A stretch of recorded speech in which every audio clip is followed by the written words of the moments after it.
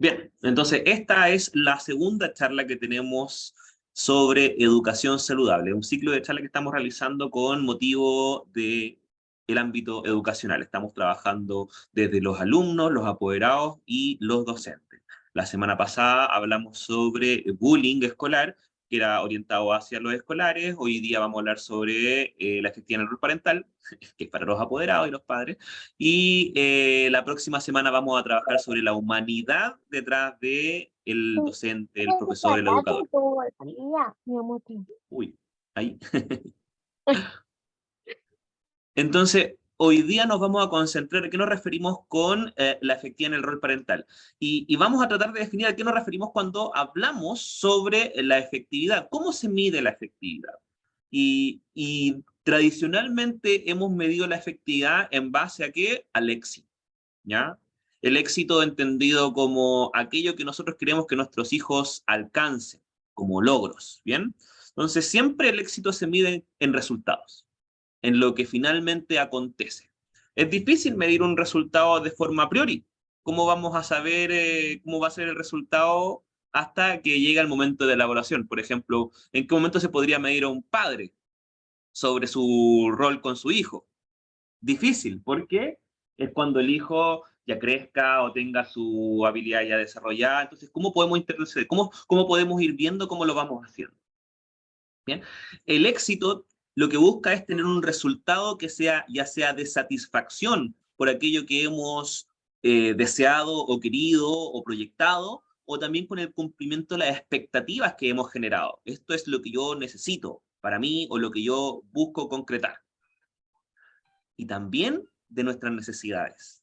Aquello que yo siento que me falta, o aquello que yo siento que es importante de concretar. En definitiva, el éxito a grandes rasgos tiene que ver con el provecho que nosotros podamos sacar de aquello que realizamos. Todo lo que nosotros podamos generar como ganancia a partir de lo que realizamos. Ahora, ¿será suficiente el éxito para medir la efectividad como padre?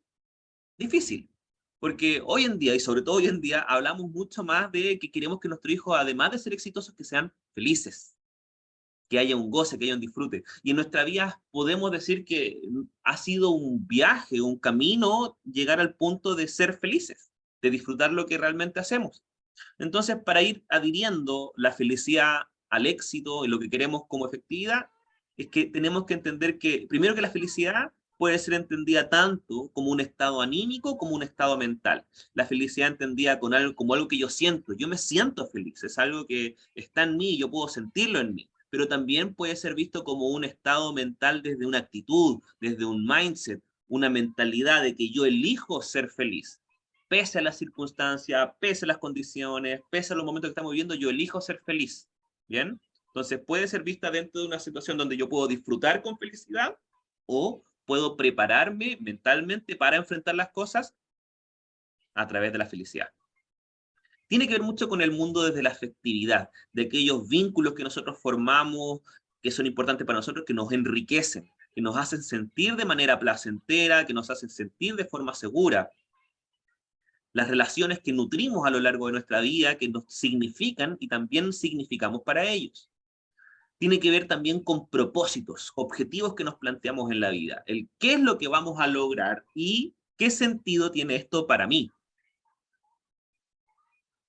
Por ejemplo, si uno elige estudiar una carrera y elige quiero estudiar medicina, ¿por qué quiero estudiar medicina? Porque quiero salvar vidas, porque quiero ganar mucho dinero, porque las razones tienen que tener sentido para uno, pero que ese sentido sea coherente, que ese sentido tenga coherencia con lo que el resultado espero que sea. Si salvar vidas es importante para mí porque creo que eso es una contribución para el mundo. Creo que la vida necesita más salud, más bienestar. Y, por otra parte, el dinero nos ayuda a surcar las dificultades de la vida. Nos permite enfrentar las cosas con mayores recursos. Ahora, ¿podemos medir así la efectividad de los padres cuando nuestros hijos son exitosos y felices? ¿Cómo llegamos a esto? Entonces, como decíamos antes, todo esto se mide en resultados, pero los resultados que buscamos tener se miden en conductas. ¿Bien? Vamos pudiendo medir cómo van avanzando las cosas si se van dando ciertas conductas.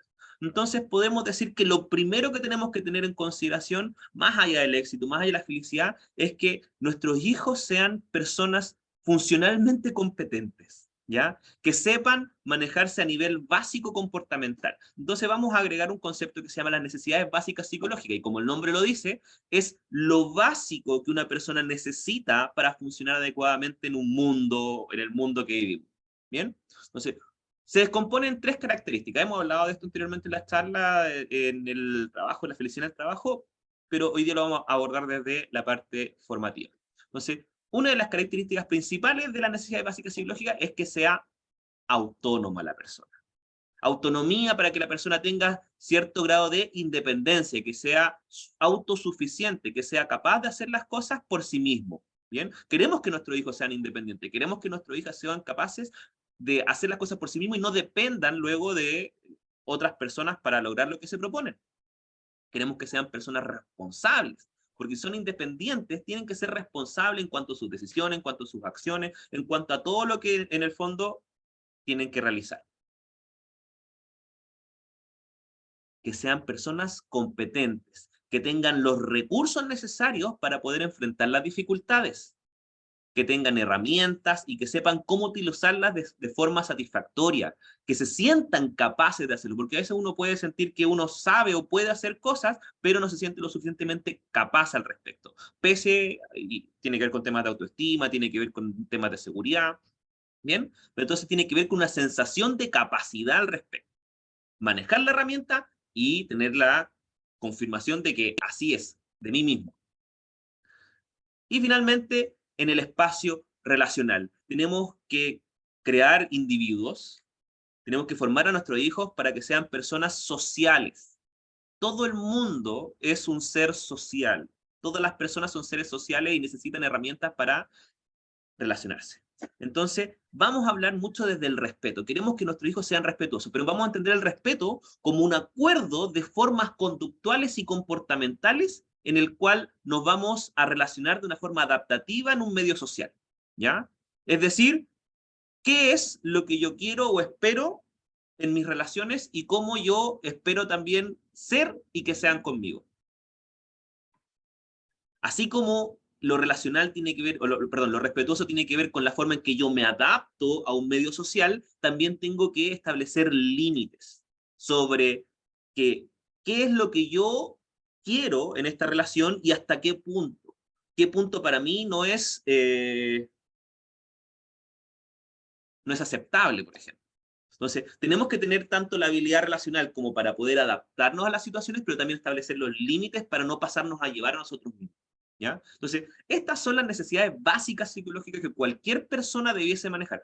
Si nos ponemos a pensar realmente en esto, igual se hace complejo, incluso para una persona adulta. Por ejemplo, pueden pasar situaciones en donde a nosotros como adultos se nos hace difícil establecer límites con otras personas. ¿Ya?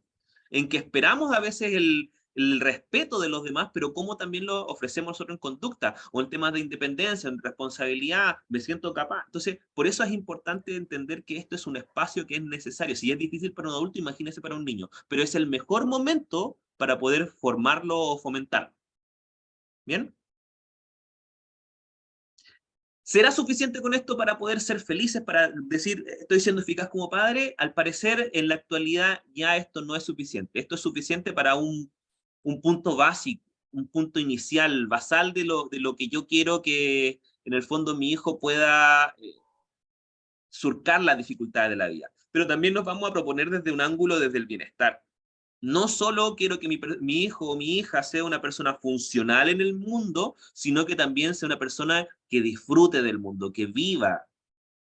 Por eso cuando nos enfocamos desde el bienestar, vamos a ir siempre hacia el lado emocional. Y lo emocional vamos a buscar que nuestros hijos sean capaces de sentir emociones positivas, que sientan disfrute y goce, sensaciones placenteras en cuanto a las cosas que hacen, que tengan un grado de satisfacción en cuanto a lo que estoy haciendo, me siento satisfecho, estoy contento con mi vida, estoy contento con lo que hago, me agrada mi situación. ¿ya? Esto tiene que ver mucho con los estilos atribucionales que tenemos del medio. Si nosotros no nos sentimos bien, por supuesto que no vamos a operar bien. Y eso pasa en todo orden de cosas, desde la infancia hacia la adultez. También tenemos que tener entendido que necesitamos niveles de compromiso, ¿ya? Hablamos de responsabilidad ante la autonomía, pero uno puede ser responsable sin ser comprometido. Porque puedo ser responsable porque tengo que hacer las cosas, porque estoy obligado, porque no me queda de otra, lo hago regañadientas, ¿ya? Pero el compromiso tiene que ver con un nivel de involucramiento. Es una decisión que yo elijo y a la que me adhiero. Soy consecuente y coherente con aquel compromiso que seguí. ¿Por qué? Porque me siento hábil en lo que hago, me siento que disfruto, que estoy en un espacio de comodidad. Comodidad no desde la tranquilidad y la calma solamente, sino que la comodidad en que me siento competente, me siento seguro en lo que hago. Cuando uno realiza labores en donde tiene un alto nivel de competencia y se siente seguro de lo que hace y el desafío es adecuado a mis capacidades, siento que estoy en un estado de flow, en donde las cosas fluyen por sí mismos y es la máxima expresión del disfrute del momento presente. Entonces, en temas de bienestar, tengo que buscar alcanzar ese espacio. También tenemos que tener consideración de la trascendencia. No solamente vivimos para nosotros mismos, sino que también vivimos para algo mayor a nosotros. Y eso algo mayor a nosotros es cuando nosotros generamos valor al respecto.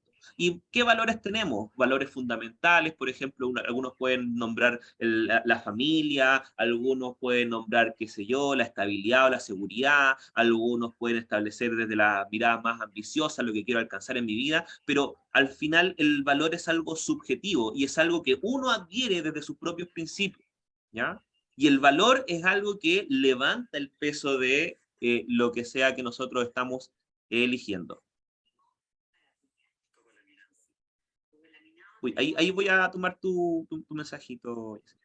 Eh, Así como nosotros le damos valor a las cosas, nosotros también generamos valor al contribuir al medio. Como le decía, no vivimos solo en estos mundos y muchas veces nos sentimos solos. ¿Pero por qué? Porque estamos esperando que el mundo venga a nosotros. Cuando nosotros tenemos cantidad de herramientas y recursos que podemos aportar. Es más, cuando hablamos de bienestar y felicidad auténtica, tiene que ver con no lo que nosotros podemos tomar del mundo, sino lo que nosotros podemos entregar, contribuir. Y efectivamente somos más felices, somos más conscientes, nos sentimos mejor cuando estamos entregando que cuando estamos recibiendo. Y eso es algo que también tenemos que aprender a formar en nuestros hijos, la capacidad de contribuir.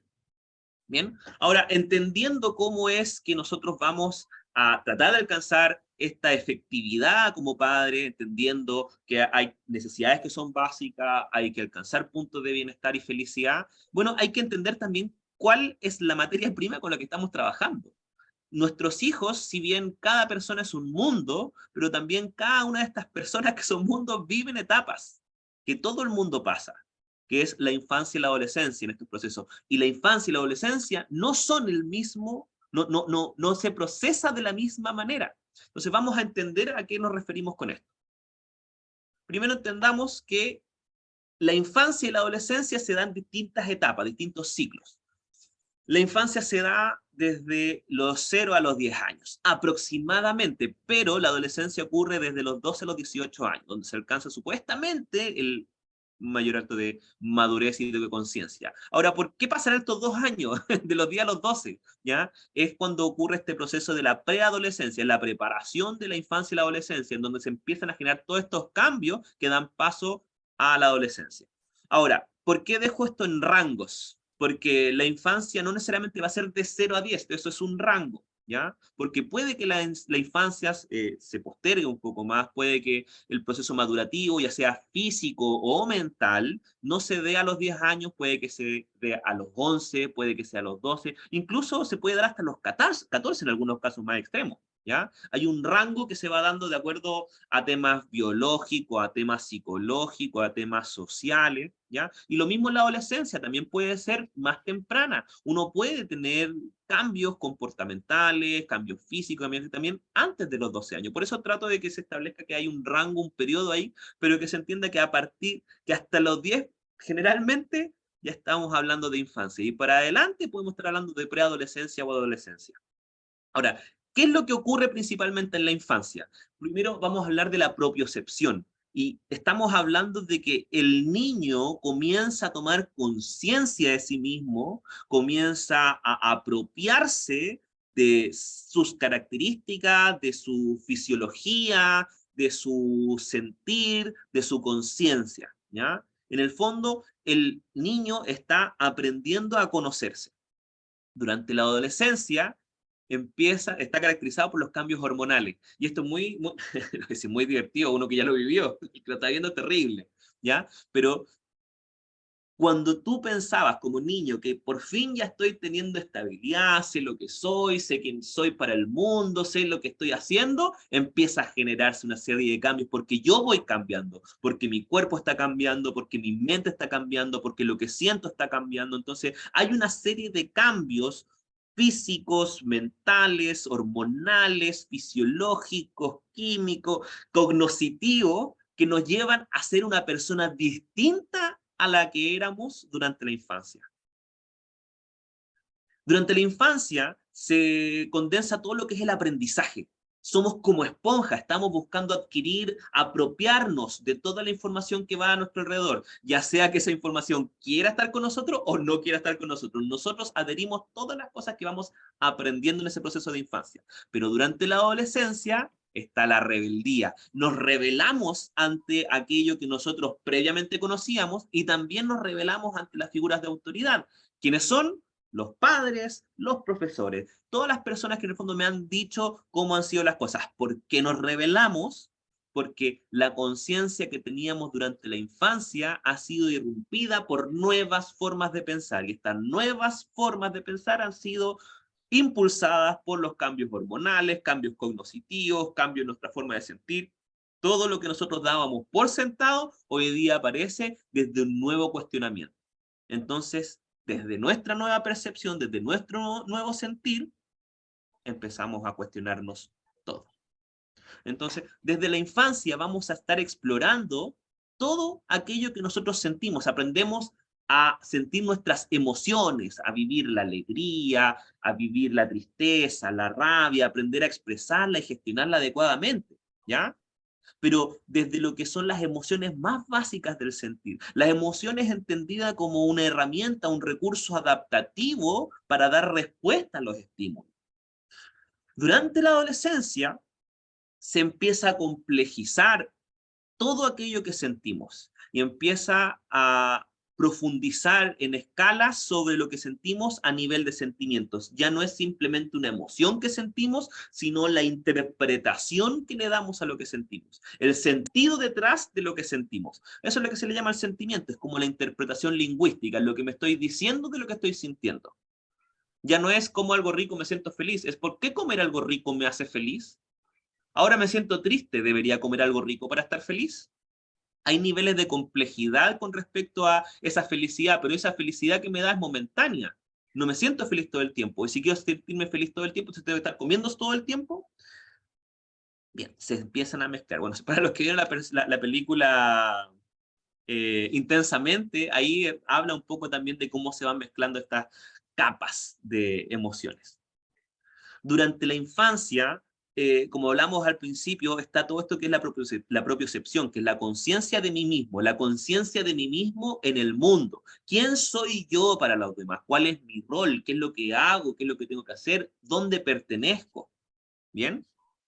Pero en la adolescencia empieza a través de todo este proceso de cuestionamiento, de cambios hormonales, de cambios en la cognición, en la forma de sentir, empieza a preocuparme mucho más de, bueno, pero ¿qué es el mundo para mí? ¿Qué es lo que este mundo significa para mí?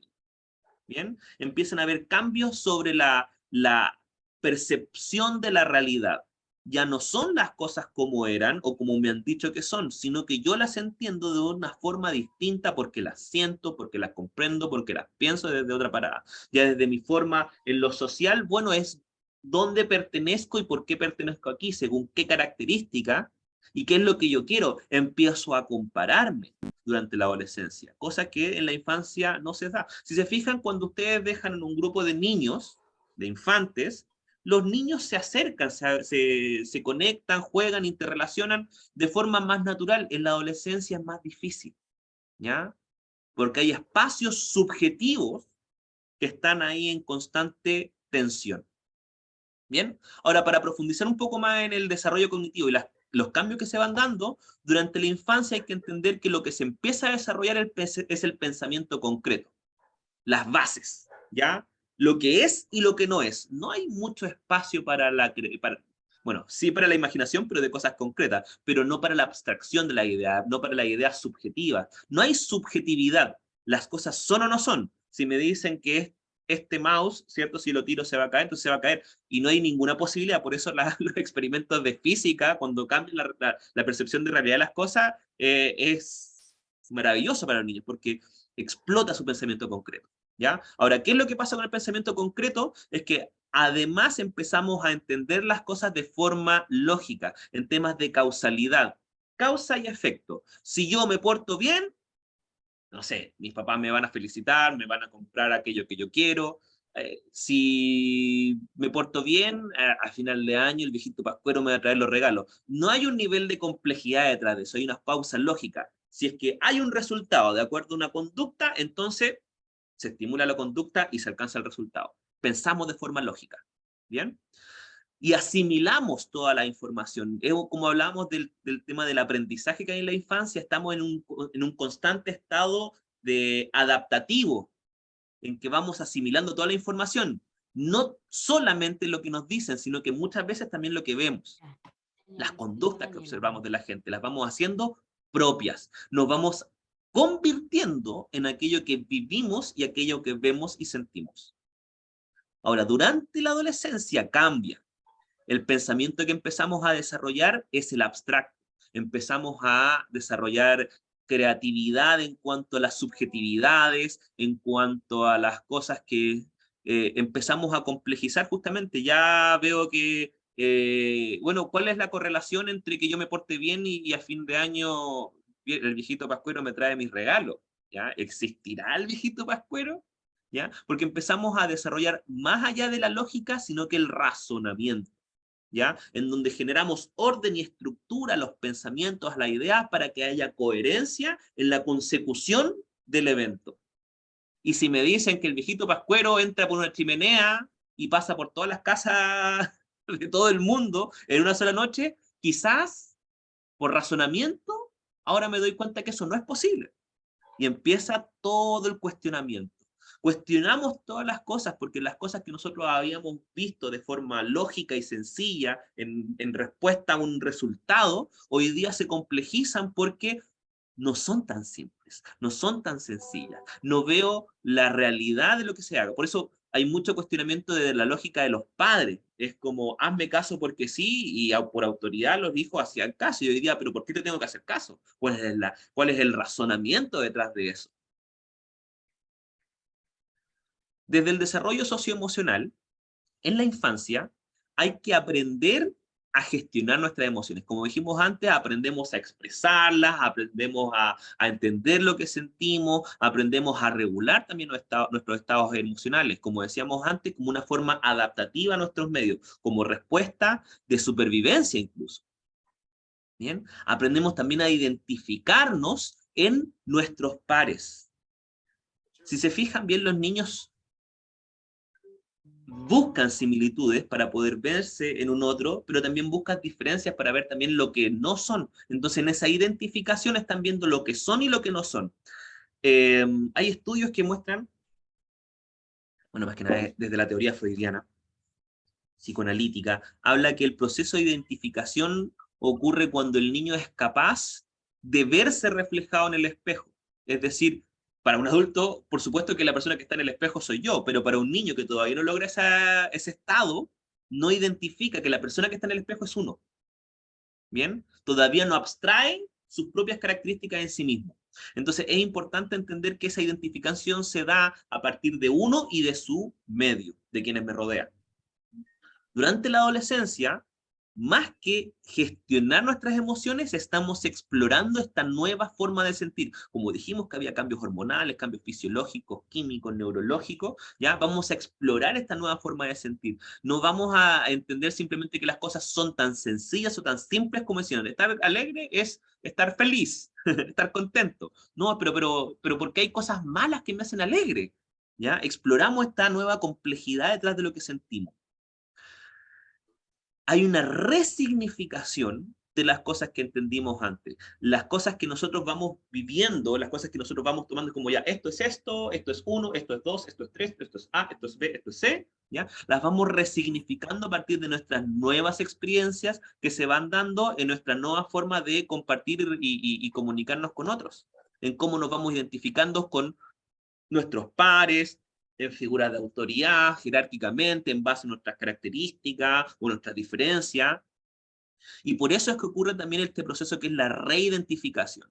Como les decía, este proceso en que uno pasa toda la infancia aprendiendo sobre uno, quién soy en este mundo, ¿ya? A través de estos cambios me voy dando que la persona que yo creía que era, ya no era, porque cambié. Puedo ver que cambié, puedo ver en un espejo que cambié, puedo ver en una forma de pensar que yo cambié, ¿ya? Entonces, hay una reidentificación y esa reidentificación se da muchas veces con los pares.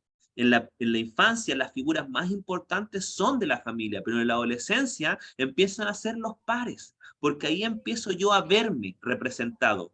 En la infancia me veo representado por la representación que hacen mis padres de mí, pero en la adolescencia veo mi representación en función de un otro. Por eso nos comparamos, por eso nos buscamos de acuerdo a nuestras características y nuestras diferencias, a nuestras similitudes.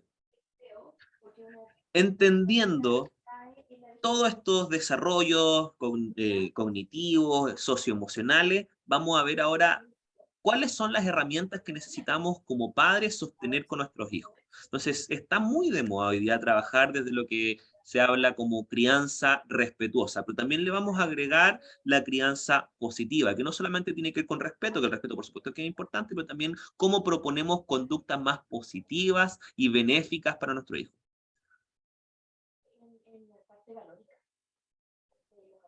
Queremos que nuestros hijos sean respetuosos, pero ¿cómo les enseñamos respeto? Generalmente se los enseñamos de una forma jerárquica o autoritaria. Se respeta al papá porque es el mayor en autoridad. ¿Pero es eso el respeto? El respeto tiene que ver con cómo nosotros somos capaces de respetar a todas las personas por igual, no por el lugar que ocupen en cargo. Si estamos hablando de respeto jerárquico, estamos hablando de autoritarismo. Entonces, si yo enseño el respeto desde esa manera, solo voy a aprender a respetar a las personas que estén por sobre mí. Y eso es lo que va a tener como consecuencia que las personas que estén a la par o por debajo de mí no son merecedoras de respeto. Entonces, por eso es importante que desde la crianza respetuosa entendamos que como padres tenemos que enseñar el respeto desde la horizontalidad, desde que todas las personas son importantes, son valiosas y son merecedoras de respeto. ¿Bien? Entonces, no es por ser el papá, yo merezco el respeto y tú por ser el hijo tienes que respetarme. No, yo también tengo que aprender a respetar a mi hijo en su rol de hijo para que mi hijo aprenda a respetarme en mi rol de padre. Porque son roles, no autoritarismo. La empatía, que es una de las herramientas emocionales básicas para poder establecernos en sociedad. ¿Y cómo se enseña la empatía? No se trata de que el niño entienda cómo tienen que ser las cosas. Primero uno tiene que aprender a entender cómo es que los niños sienten las cosas. Y eso se pasa mucho cuando los padres eh, hablan más desde la expectativa, es como él debería saber esto, esto debería ser así, es como no lo trates de comprender tú, trata de llevarlo a cómo lo comprendería un niño. ¿Cómo comprendería un niño, por ejemplo, papá, estoy triste porque la mamá no está? ¿Y qué es lo que haría un adulto como adulto? Pero no te tienes que preocupar por eso, porque la mamá va a estar bien, la mamá va a estar bien. No te tienes que preocupar eso, no tienes que sentirte así. Eso no es empatía. Hay que acompañar al niño en su sentido. Bueno, ¿qué es lo que te pasa con eso? ¿Y cómo te sientes por eso? ¿Por qué sientes que...? Y ahí que el niño deja que se exprese, deja que el niño exparte. Y ahí uno acompaña en ese sentido. ¿ya? Darle respuestas para la que los niños todavía no están preparados no es beneficioso para ellos, porque al final lo que uno termina haciendo es coartando la capacidad emocional del niño. ¿Para qué voy a expresar lo que siento si no llega a ninguna parte? La capacidad de apego, de vincularnos afectivamente. Y el apego, más que las relaciones, tiene que ver con esta, yo le llamo la red, el soporte de emergencia. Por ejemplo, las personas que son acróbatas, malabaristas, ¿cierto? Trabajan o trabajan en altura, trabajan con una red, cosa que si se llegasen a caer, ya hay una red que los va a sostener pese a lo que sea que ocurra. Eso es lo que permite el apego. El apego seguro es que el hijo tenga la conciencia de que pese a lo que sea que ocurra, me pueda equivocar, pueda fallar o no cumpla con la expectativa, con los resultados esperados, siempre voy a ser querido. ¿Ya? Y esto es algo que se forma desde muy pequeño. Una de las formas que se trabaja esto, por ejemplo, en esta dualidad en la conciencia con respecto, por ejemplo, en qué se tiene que hacer para que los hijos logren regular su llanto mientras duermen. Entonces, hay algunas teorías que dicen los niños tienen que dejarlos llorar para que logren controlar sus emociones y dejen de llorar por sí mismos, ¿ya? Y con eso van a dejar de llorar. Sí, claro, desde esa teoría, de esa línea de pensamiento, funciona, porque los niños, ¿qué es lo que aprenden? Que no importa cuánto lloren, nadie va a venir a cuidarnos, nadie va a venir a socorrerlos, nadie va a estar ahí para uno. Entonces, desde esa línea, el niño no solamente aprende a regular su llanto, sino que aprende también a que está solo, a que no hay una red de apoyo. Ahora, esta es una forma de experienciar, de entender cómo es que el apego va funcionando. Y esto también se va reforzando luego en entender que si el niño falla, o se equivoca o hace algo mal, el cómo uno responde frente a eso, como una figura de autoridad simbólica que es para el niño, como lo son los padres, cómo va a responder, cómo va a reaccionar frente a la situación. Y hay que tener mucho ojo también de cómo nos vamos vinculando, ¿ya? No puede ser un a veces sí, a veces no. Tiene que ser un siempre sí, hasta que el niño sienta la seguridad, porque esa seguridad es lo que te va a dar la confianza. ¿Cómo puedo confiar en alguien si no sé que siempre va a estar? Luego vamos a hablar de disciplina positiva. ¿Por qué disciplina positiva y no disciplina por sí mismo? Porque la disciplina en sí misma sí establece orden, estructura, hábitos, ¿ya? Pero la disciplina sin sentido, la disciplina tradicional, solamente te impone algo porque sí, y las cosas carentes de sentido pierden valor para uno. La disciplina positiva lo que busca es generar los mismos hábitos, la misma responsabilidad, la misma autonomía, las mismas condiciones, pero en un sentido propositivo, en donde el niño, el hijo, la hija, ¿cierto? Cobra sentido de lo que está haciendo, entiende para qué y tiene beneficios asociados al cumplimiento de las tareas. No solamente es un porque es que así debería ser, porque si lo llevamos a la práctica laboral, y me ha pasado, por ejemplo, en temas laborales, cuando un gerente me dice, ¿por qué tendría que yo agradecer a mis trabajadores del trabajo que hacen si se les paga para que lo hagan? ¿Por qué tendría yo que reconocerlos si al final se les está dando un sueldo a final de mes y por lo que tienen que hacer? Porque efectivamente carece de sentido. La base es el dinero para el trabajador, la base, lo mínimo es, bueno, estoy trabajando para eso, pero si no soy reconocido por mis logros, por lo que estoy haciendo, pierde sentido para mí, pierde valor para mí. Entonces dejo de buscarlo, dejo de comprometerme, dejo de mejorar mis competencias, dejo de integrarlo como algo que es parte importante para mí. Porque no es importante.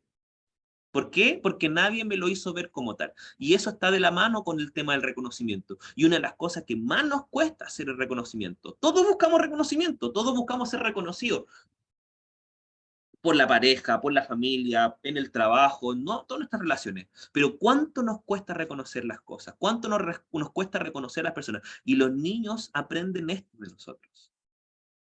En el fondo, no logran reconocerse a sí mismos porque al final, si siempre fueron criados en función de que así debió ser, o es lo mínimo que tenías que hacer, o es lo esperable de ti, entonces, ¿dónde se reconoce? No hay un refuerzo positivo de sí mismo.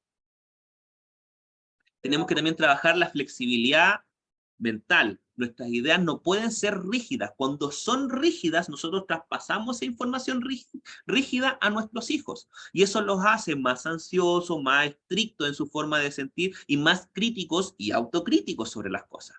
Tenemos que permitir que haya cierto grado de flexibilidad para que haya creatividad, para que haya negociación y, como hablamos antes del apego, para que haya una línea de base que siempre esté. Si le quitamos esa línea, efectivamente va a tener demasiado miedo a probar, a intentar, miedo a caerse. Y finalmente es ser modelo. Si nosotros queremos enseñarle algo a nuestros hijos, primero nosotros tenemos que ser los modelos de la conducta que buscamos permear en el otro. Como les dije antes, los hijos no solamente, los niños no solamente van a aprender por lo que les digan, sino que van a ver qué es lo que está ocurriendo, van a aprender por conductas, por lo que vean. Si yo le digo a mi hijo, hay que ser puntual en esta vida, y yo llego todos los días tarde al trabajo, o cuando le digo que a las 6 voy a llegar, llego a las 7, ¿qué le estoy enseñando realmente? Si yo le digo a mi hijo, en la vida hay que ser honesto, pero cada vez que veo que puedo mentir mentiritas blancas que no le hacen daño a nadie, ¿cierto? Mi hijo está aprendiendo de que, bueno, entonces ser honesto no es tan importante. Entonces, tiene que haber coherencia en aquello que yo quiero que aprenda y lo que yo hago para que lo aprenda. Ahora, entendiendo que hay etapas, entendiendo que hay recursos, vamos a hablar también de la transición, porque lo que nosotros enseñamos durante la infancia es distinto a lo que enseñamos durante la adolescencia. ¿Por qué? Porque, como establecimos antes, son personas distintas, porque tienen criterios y formas de ser distintas de acuerdo a su etapa. Entonces, vamos a poner algunas. Por ejemplo, ¿cuál es el rol del padre durante la infancia? El padre es un mediador. El padre está constantemente interviniendo, mediando entre mi hijo y la realidad, mi hijo y la situación y las condiciones. ¿Bien? El padre tiene un rol casi protagónico en la vida del hijo, porque le está mostrando las cosas que van avanzando, le está enseñando, va entregando información, conocimiento.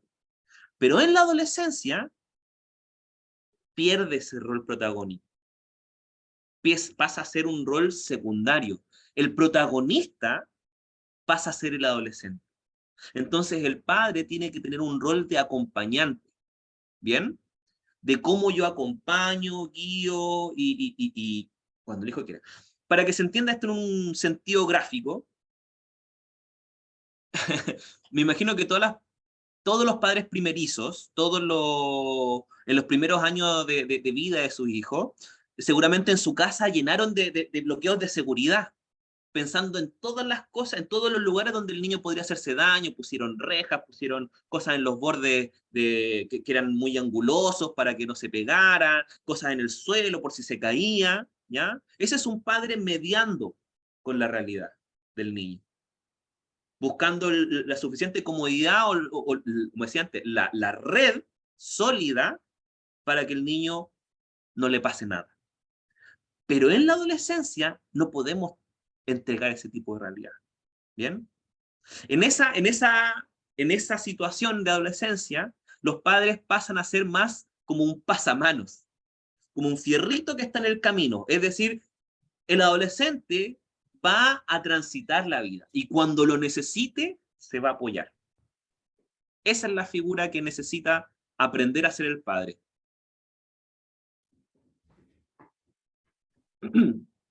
La comunicación es una de las herramientas principales y vitales a lo largo de toda nuestra vida. Entonces, ¿cómo lo entregamos nosotros a nuestros hijos durante la infancia? Hay que enseñarles a expresar lo que sienten, lo que piensan, a darle espacios para que puedan decir, opinar, por como sea el pensamiento. ¿Bien? Pero durante la adolescencia, más que enseñarles a decir o mostrar que expresen, hay que aprender a escuchar.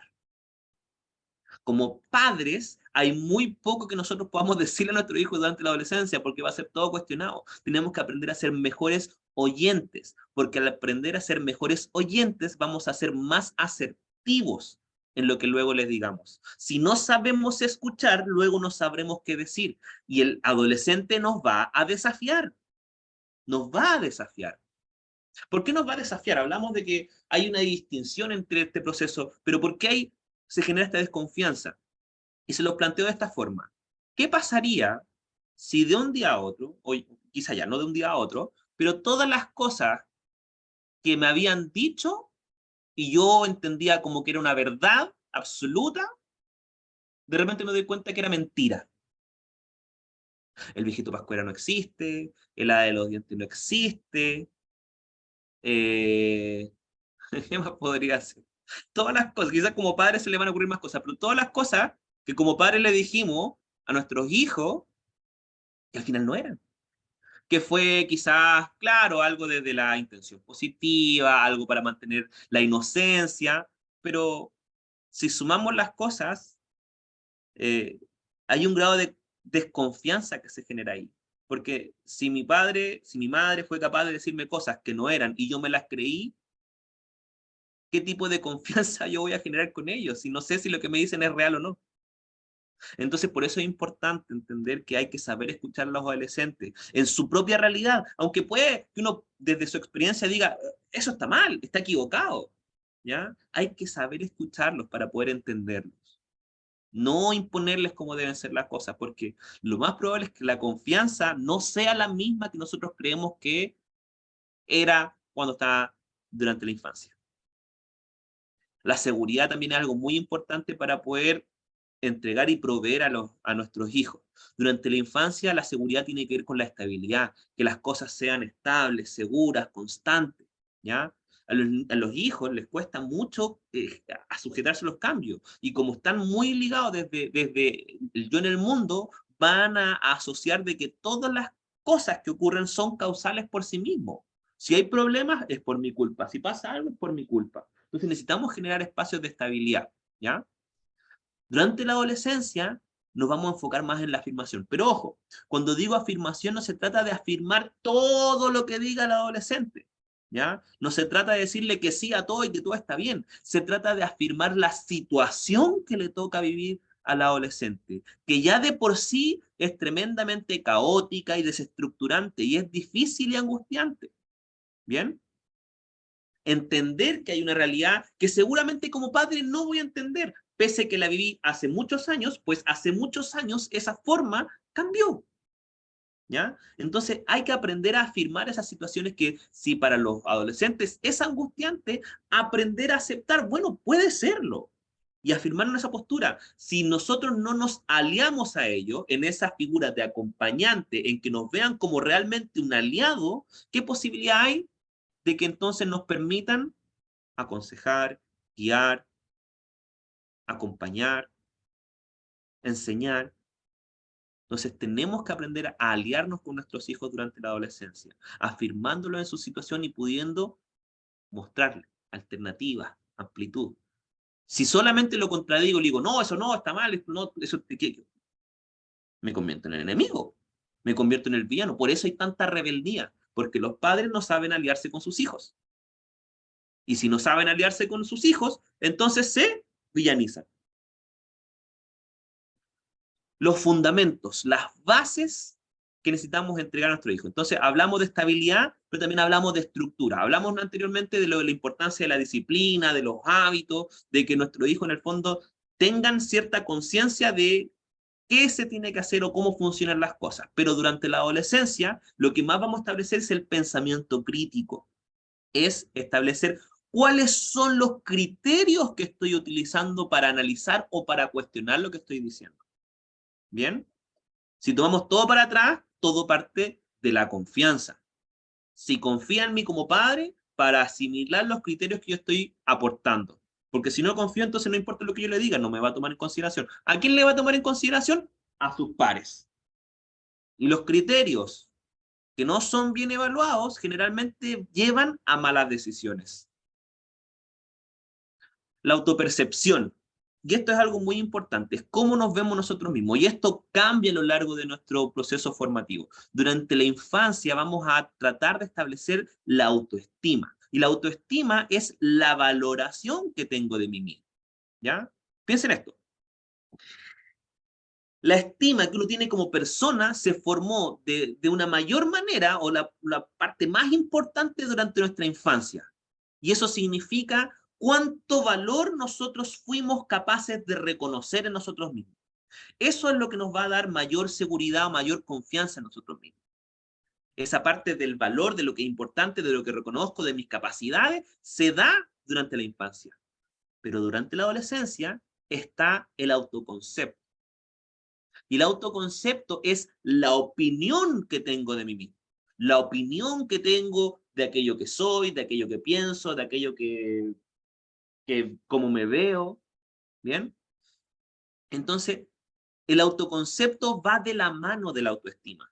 Pero es muy tarde trabajar la autoestima en la adolescencia. Por eso es importante trabajar el reconocimiento desde la infancia, que los niños entiendan y sepan el valor que tienen y no solamente se dé por sentado. Y como hablaba antes, es importante el reconocimiento, porque si no lo establecemos desde niños, van a pasar toda la vida sin capaz de reconocerse o valorarse. Y si no soy capaz de reconocer mi propio valor, entonces voy a opinar muy pobremente de mí mismo. Y vamos a hablar también del deber. Cuando hablamos del deber es cuando hablamos cómo es que operamos en situaciones sociales o cómo operamos en función del mundo.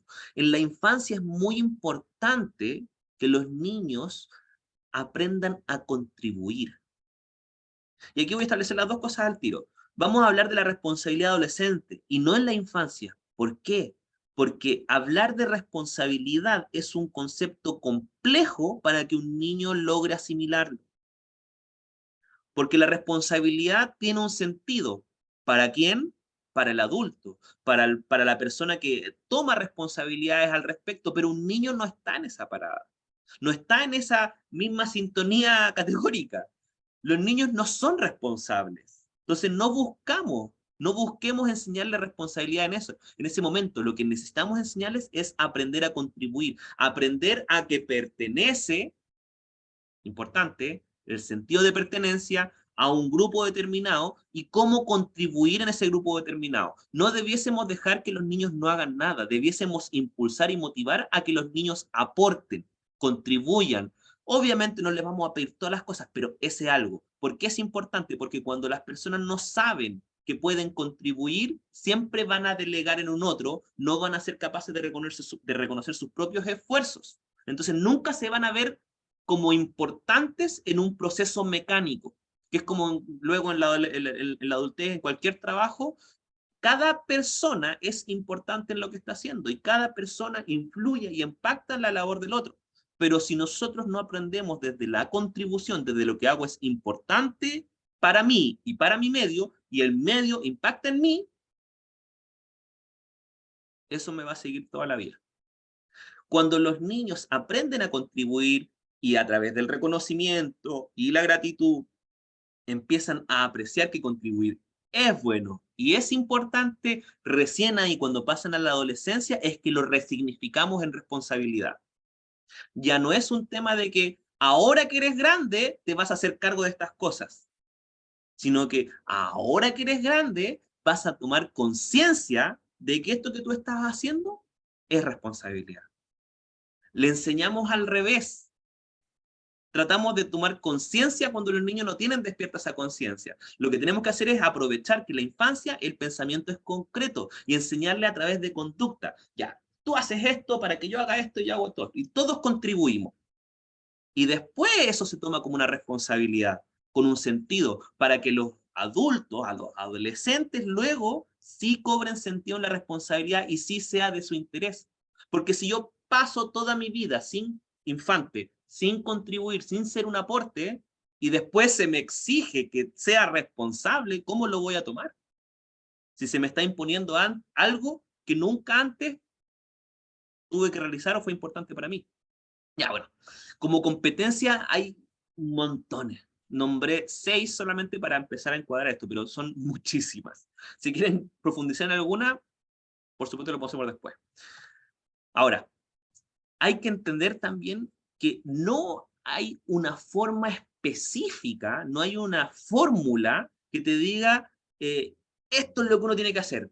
Lo que quizás funcionó para uno, pero no necesariamente va a funcionar igual para todos. Hay que entender que todos los extremos son perjudiciales, ¿ya? O sea, voy a criar a mi hijo con todo el amor del mundo. Bueno, quizás, pero hay que tener cierto equilibrio dentro del amor. O voy a criar a mi hijo, pero con toda la disciplina del mundo para que sea una persona realmente exitosa en la vida y sea una persona muy competente. Sí, la disciplina, pero ¿hasta qué punto? Entonces hay que entender que los extremos son perjudiciales. Les voy a explicar algunos para que se vaya entendiendo esta idea. Entonces, hablamos de que todos queremos que nuestros hijos sean felices, ya que sean amados. Hablamos que quizás queremos que nuestros hijos también sean competentes, que sean ordenados y estructurados. Pero, ¿cuándo podría quizás esto irse un poco al lado perjudicial? Por ejemplo, si nosotros sobreprotegemos a nuestros hijos, es decir, vamos más allá de una protección en donde el niño tiene que tener esta red de seguridad, sino donde no permito que mi hijo enfrente ningún tipo de dificultad o ningún tipo de riesgo donde se pueda ver perjudicado, lo que va a generar como consecuencia es que no desarrolle las herramientas necesarias para poder enfrentar las dificultades o los conflictos luego en su etapa adolescente y adulta. La sobreprotección, si bien desde la visión parental, ¿ya? Es como no quiero que le pase nada a mi hijo, pero si no permito que algo le pase a mi hijo, no va a desarrollar las habilidades o los recursos para poder enfrentarla. Y uno como padre no va a estar siempre y en todo momento y en todas las situaciones que le toque vivir al hijo. Entonces uno no puede protegerlo de todo. Entonces, es importante que le permitamos enfrentar situaciones. Por otro lado, si es que yo digo, no, yo quiero que mi hijo aprenda todas las cosas, entonces yo no voy a hacer absolutamente nada por mi hijo, también lo establezco en un estado de indefensión, de vulnerabilidad, en donde todo el entorno es amenaza, porque no hay nada que me apoye, no hay nada que me asegure, no tengo una red de apoyo, una red de seguridad. Entonces, ¿qué es lo que aprendo? Que estoy solo en este mundo y en este mundo que es terriblemente amenazante. Tengo una atribución del mundo y de mi entorno terriblemente negativa, porque no veo nada positivo, porque todo es amenaza. Eso es lo que genera cuando nosotros no somos capaces tampoco de generar los niveles básicos de protección. Entonces, esto es un equilibrio. ¿Bien?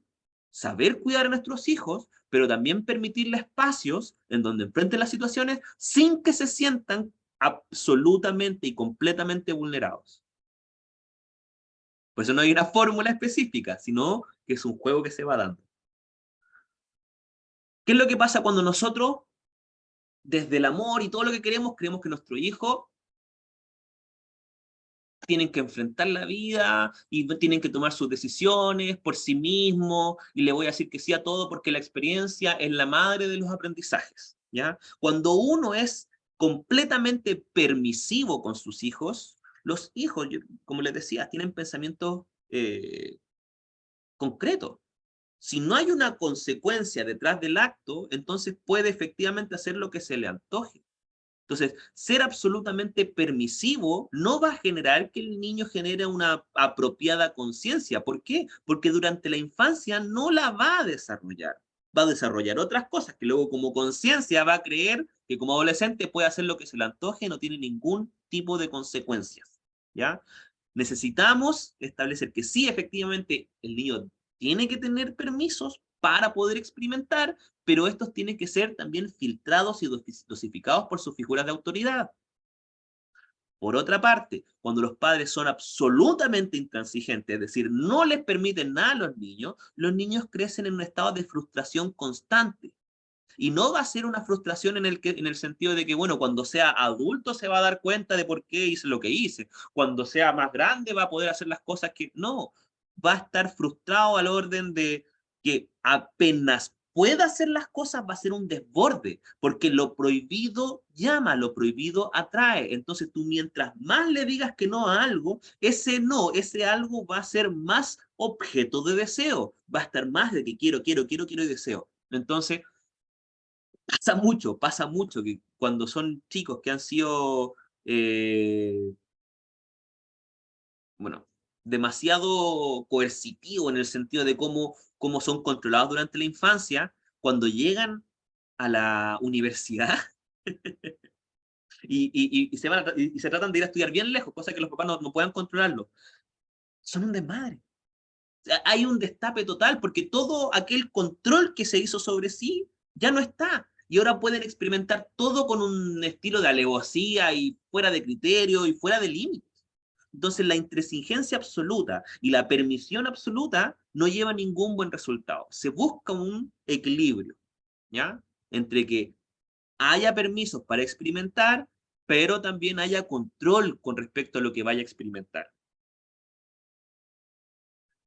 Otra cosa que pasa también es cuando a veces los padres llegan a idolatrar a sus hijos. El suelo que pisa es iluminado. Todo lo que hace, lo hace bien. Y ese extremo también es perjudicial. Cuando llega después la situación es como, no, mi hijo jamás, mi hijo no, nunca haría eso. ¿Ya? Estamos perdiendo conciencia de realidad sobre nuestros hijos y estamos traspasando esa falta de realidad a nuestros hijos. Está bien, por supuesto que sí, amarlos y quererlos, ¿ya? Estoy diciendo que no, pero es importante también entender que nuestros hijos son capaces de equivocarse, son capaces de ser agresivos, son capaces de ser personas y como cualquier persona pueden hacer cualquier tipo de conductas en este espacio de aprendizaje, en este espacio de conciencia que van aprendiendo. Entonces, es importante generar esa conciencia. Si yo no logro generar esa conciencia, si yo idolatro a mi hijo de que todo lo que hace está bien, voy a hacer que mi hijo, voy a tener como consecuencia que mi hijo tenga una conciencia de realidad muy, muy, muy exagerada. Como me podría decir de repente niños burbujas, en que viven una realidad paralela a lo que es. Y eso es lo que un padre permitió. Por otra parte, cuando los padres han sido demasiado restrictivos, ¿ya? En donde todo lo que hace el niño está mal, lo mandan a callar, no le permiten expresarse, atenta contra la imagen y la autoestima del niño, porque no se permiten expresar. ¿Bien? Entonces, si nosotros constantemente le decimos a los niños que están mal, que acaso eres tonto, cómo se te ocurre, o eso que tú estás diciendo, no, anda a callar porque yo estoy hablando, ¿ya? Vamos a generar un impacto tremendo en nuestros hijos también, en donde no van a ser capaces de verse a sí mismos. Entonces, ambos extremos también son perjudiciales. Si no permito, desde la restricción, si no permito que nuestros hijos se expresen o puedan ser, nunca se van a descubrir ni se van a volar, ni se van a valorar. Y si yo idolatro, por otra parte, a nuestros hijos con todo lo que puede hacer, nunca va a generar un criterio de realidad adecuado y apropiado para manejarse en sociedad. Bueno, la idea de esto es que se entienda que necesitamos entender que para criar adecuadamente a nuestros hijos tiene que ser a través de equilibrios, puntos de balance, en donde los extremos puedan estar en negociación. Hay que pensar que las consecuencias quizás no las vamos a ver en el momento, a largo plazo, pero a largo plazo ya va a ser muy tarde para intervenir. Entonces, hay que estar constantemente viendo, bueno, ¿en qué línea estoy siguiendo? ¿En qué punto estoy? ¿Hacia qué lado me estoy ladeando? Y para ir finalizando, uy, ya estoy pasado.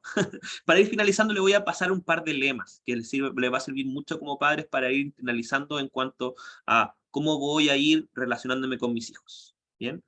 El primero que uno tiene que tener claro es que para pedir, primero hay que saber dar. No puedo estar exigiendo y esperando a que mi hijo cumpla, sea, si yo primero no soy capaz de expresarle, mostrarle o enseñarle que un hijo es una vida prestada. Por más que sea nuestro hijo, en un sentido de que vino de mí, ¿ya? No es una extensión de mí mismo, no es mi propiedad, ¿ya? Somos personas distintas. Y por ende, tengo que dejar que mi hijo pueda ser su propia persona. Y como padre, más allá darle lo que yo nunca tuve, de que sea lo que yo no alcancé a hacer, es permitirle que encuentre también su camino. Y como padre, entregarle los recursos para que pueda recorrerlo. Que viva su vida y no la mía o la que no viví. Las intenciones no valen si las acciones no son adecuadas. Uno como padre a veces erra en este punto porque todos tenemos intenciones positivas. Por ejemplo, yo realmente quiero que mi hijo sea exitoso y le vaya bien en la vida, no quiero que fracase, y por eso voy a ser tremendamente exigente, voy a disciplinarlo, no le voy a permitir que falle en ninguna cosa, lo voy a castigar cada vez que falle. Entonces, quizás mi intención es súper positiva, yo quiero que sea una persona exitosa, quiero que sea una persona feliz, pero si mis acciones no van a dar ese resultado, quizás en mi cabeza sí, pero hay que verlo, acuérdense, desde la empatía, ¿cómo lo va a ver el hijo? ¿Ya? ¿Realmente va a llegar así como fin? Y entender que el mejor hijo es quien aprovechó mejor a sus padres. El mejor hijo es quien pudo sacar mayor provecho de lo que sus padres le pudiesen proveer.